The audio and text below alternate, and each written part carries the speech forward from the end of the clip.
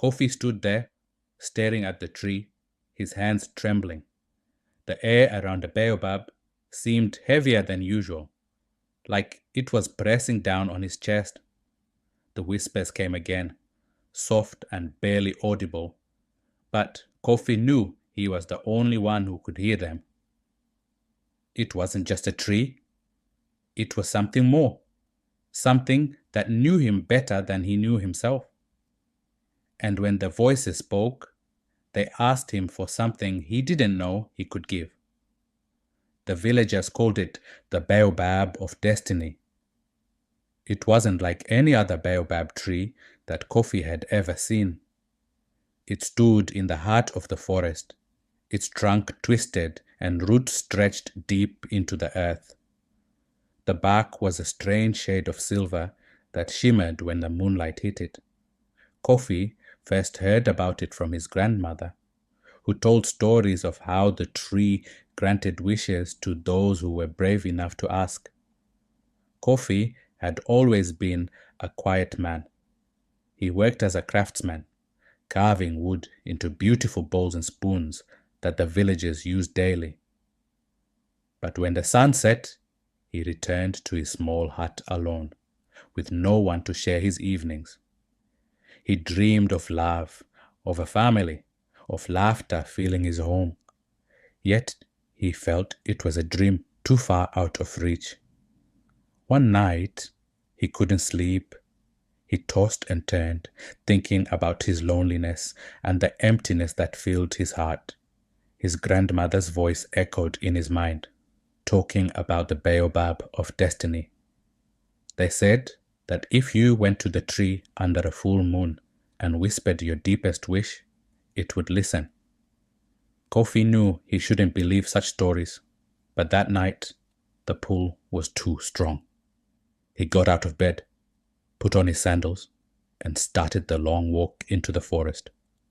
The full moon lit his path, casting eerie shadows on the ground. He walked deeper and deeper, with only the sound of crickets and his own heartbeat for company. When he reached the clearing, he saw it, tall and ancient, its branches reaching for the sky.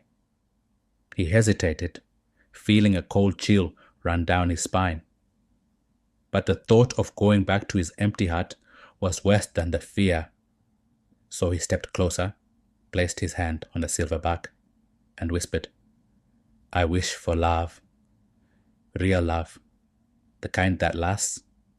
For a moment, there was silence. Then, the wind picked up, rustling through the branches. He thought he heard a faint laugh, like the sound of children playing far away. But he told himself it was just his mind playing tricks. He walked back to his hut, feeling foolish for believing in such tales. The next morning, as Kofi worked in a shop, a woman came to buy a bowl. She was new to the village, with a bright smile and eyes that seemed to see right through him. Her name was Ama, and she laughed at Kofi's jokes and asked about his craft. He found himself smiling more than he had in years. They talked until the sun dipped low, and she promised to visit again. Kofi thought of the tree that night, wondering if it had anything to do with Ama's arrival. But he pushed the thought away. He had met someone, and that was all that mattered. Days turned into weeks, and Ama's visits became more frequent. They talked about everything, their childhoods, their dreams, and the future. For the first time in his life, Kofi felt like he was truly living. But there was something strange about Ama. Sometimes, when they sat by the river, she would look at him with a sad smile, as if she knew something he didn't. And once, when he asked her about her past, she simply said, "Some stories are better left untold." Kofi didn't press further, afraid of ruining the fragile bond they had. One night under the same full moon, Kofi found himself drawn back to the baobab. He hadn't told Ama about the tree or the wish he made.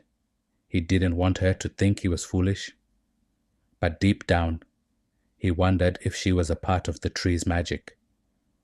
As he placed his hand on the silver bark again, the whispers returned, but this time they were clearer.